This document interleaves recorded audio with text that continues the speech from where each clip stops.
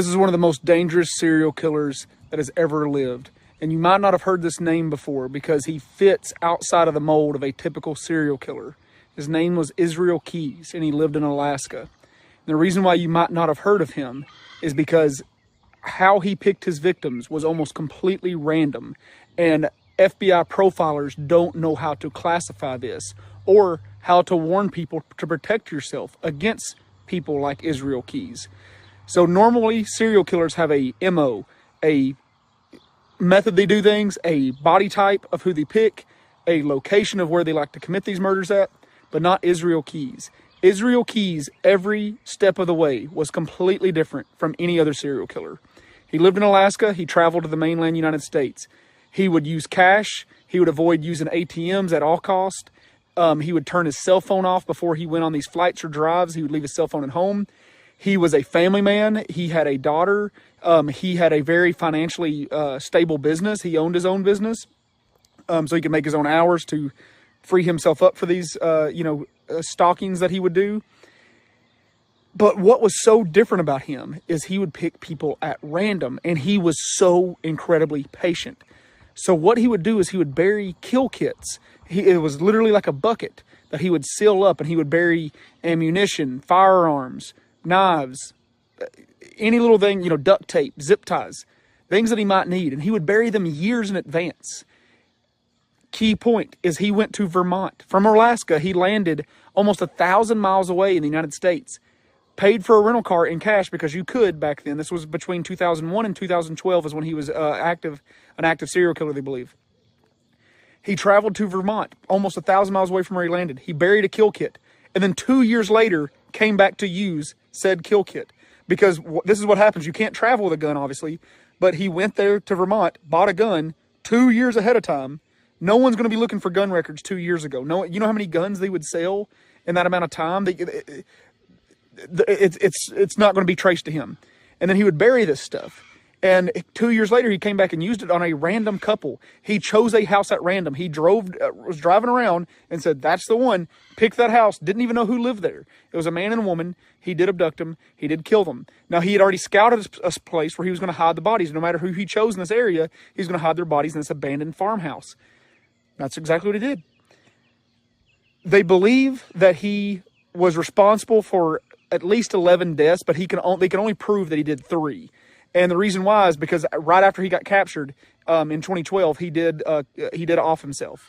So they don't really have anything to go on. But he left a clue and a suicide note, and he drew a picture that had 11 skulls on it. So they believe that he was responsible for the 11. He notoriously hated any kind of media. A lot of serial killers like to give little tidbits, and they like the chase. He did not want any connection to him whatsoever. That's why he did things the way he did them. So random, so out of nowhere, so they couldn't trace them back to him.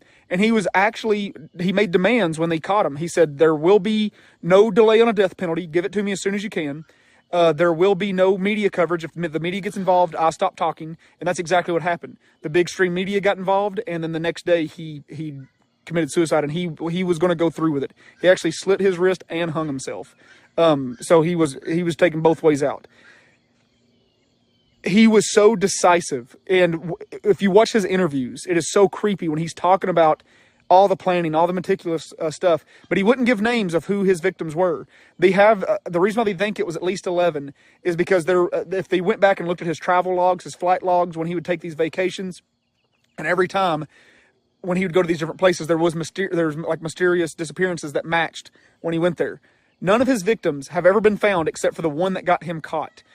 How he got caught is a lot of people think that he had some kind of a mental break because he did something so out of the ordinary. Is in his hometown where he lived, he abducted a girl, and he used her ATM card. He took photos of her after she was already deceased, trying to make it look like she was alive, and he was demanding ransom. He had tons of money. No one knows why he did this. They think he had a mental snap, and that's the only reason why he ended up getting caught, is this psychotic mental break that he went through, because it was so unlike the other stuff that he had done. There was no pre-planning. There was no traveling. He was using ATM cards instead of cash, and that's how he got caught. So they don't know how many he's responsible for because he traveled a ton, and they don't know how much of all this traveling was accredited to scouting or burying these kits, or which one of these travelings were actually doing the deed. The only reason why they know that he was the one that did those two that he did those two murders is after he got caught, he still had some of their stuff with him, the two elderly people that he abducted in Vermont. But they never found their bodies, and if he wouldn't have had those trophies on him still, they wouldn't have known that he did those. But they can see from his record that with as much traveling as he did, there has to be more bodies. And there's actually a list online that you can look at that show the FBI's list of his possible victims. That way families can try to see if there was any kind of matchup there. But as of 14 years ago, no one's been able to decisively connect the dots on those. It's just weird timing. Probably not weird timing that they disappeared around the time that he traveled to those areas and through those areas. But you got to think, he would fly somewhere thousands of miles away and then drive somewhere 500 to 1,000 miles more. And he would only use paper maps. He would never punch in GPS on his phone because he wouldn't bring his phone with him. He was committed to the bit. He did not falter on any of the things. That's why it's so weird of why did he make this mistake with this last girl? What was going on in his head? And I think that's impossible to try to understand what's going on in somebody's head that's like that. They accredit his behavior to a few things in his childhood. Apparently, he was in very isolated religious groups in Utah, which is where he was born. I don't know what religious groups. I'm sure it would be easy to track that down. But he was in isolated religious groups across Utah. He was apparently always fascinated with the military, which he did later join the Army. But everybody who described him and knew him said he was a great handyman. He would do anything for you. He would take the shirt off his back for you. So many people were in disbelief that he was responsible for this when they finally caught him, because he was apparently a caring, loving father. His daughter adored him. He had this great business that he was on top of. It was just, he was your quintessential person you would want in your community by all means on paper. Now, when they were going through his house, they did find tons of notes where he had done deep, extensive research on all the famous serial killers, especially Ted Bundy. He loved the fact that Ted Bundy could manipulate his victims, even though the 3 cases that we know for a fact he didn't do any of that. It's just weird that he would want to study them so decisively, but not be like them whatsoever. Maybe he was looking at ways that they got caught, or, ways that they were able to be successful for so long. Who knows? But Ted Bundy was by far his favorite, and he essentially had a little miniature shrine to him, essentially, with all of this research and highlighted it, things in memoirs and books and interviews. It's really creepy on the research that he was doing on these serial killers. And a key part of what I was talking about earlier was why it was so hard to catch him, because he would use his real name to fly. But here's the thing, where he would land, he might land in Tennessee and then drive all the way up to New York, hundreds and hundreds of miles away. So they would never connect the dots, because, who's looking at who's flying? I mean, you know how many millions of people fly all the time? It would be real easy, if he flew into, Oklahoma City, and then there was a crime in Oklahoma City, But no, he would fly into a major city and then drive a stupid far amount away, without a cell phone or nothing. He would just throw it all, just leave it all behind, just paper map it, people would do back in the 80s and 90s. Now, before he did end his own life, he did tell the location of some of his kill kits that he was planning to use, and they did recover 2 of them. They could not find the other ones, but they could find 2 of them. So they don't know how many he had around the country, but he talked about there was a ton of them out there. And in the 2 that they recovered, there was silencers, there was Drano, there was chemicals, there was ropes. These were big 10-gallon buckets that were just full to the brim of the stuff that he would need.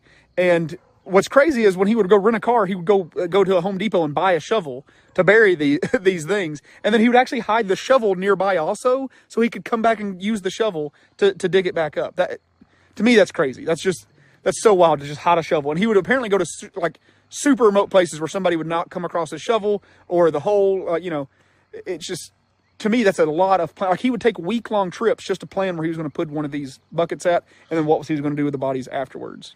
So the only thing left to this mystery is who those other 8 skulls were. He drew 11 skulls and left a suicide note right before he took his own life. And 8 of those skulls are unaccounted for. This was his last little nod to this is how many that he actually committed. And he could have been lying about that number. But that's, that's an odd thing to lie about right before making a decisive thing, and he had already talked about how extensively he did not want any media attention, and that's actually why he did end his own life, is he did not want the media attention.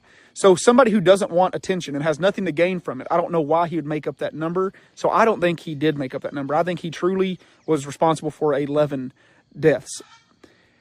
Weirdly enough, when the interviewers were talking to him in the days leading up to this, it is crazy to see how not just like stone-faced he is, but he's like joking in conversations. He's having a good time in the conversations. And one of the interviewers, one of the police officers, actually gets so emotional about what he did to the last girl with him. Like, he literally stitched her eyes open to make it look like her eyes were open, and he put makeup on her face and took photos with her to make her appear alive for these ransom photos where he was trying to get this money. And the detective is getting so emotional, and he's like telling the detective, he's like, what's wrong with you? Like, why are you getting upset about this? You didn't know her. Like, that's how much of the part of his brain of empathy was not there, yet he could fake it and was a perfect chameleon to everyone around him. You know, it's a strange rabbit hole to go down, and we'll never truly know what made him snap on that last one. But I mean, at the end of the day, it is awful that she lost her life. But if he would not have had this snap of judgment, no telling, because he was really young, no telling how many more he would have taken out. So at least her death was not in vain, because it put a stop to a serious serial killer that otherwise would have had no way of anybody capturing him, because he left no trail whatsoever. If you all enjoy these podcasts and these creepy stories and these conspiracy theories that we do, follow the podcast on Spotify and Apple Podcasts. It's called Matt from Nomads. On YouTube, it's Nomads Animal Reserve. There will be a link in the comments for my Facebook viewers. TikTok, you guys just have to search it. Matt from Nomads, Nomads Animal Reserve. Thank you all so much. Hope you all have a great night and could sleep somewhat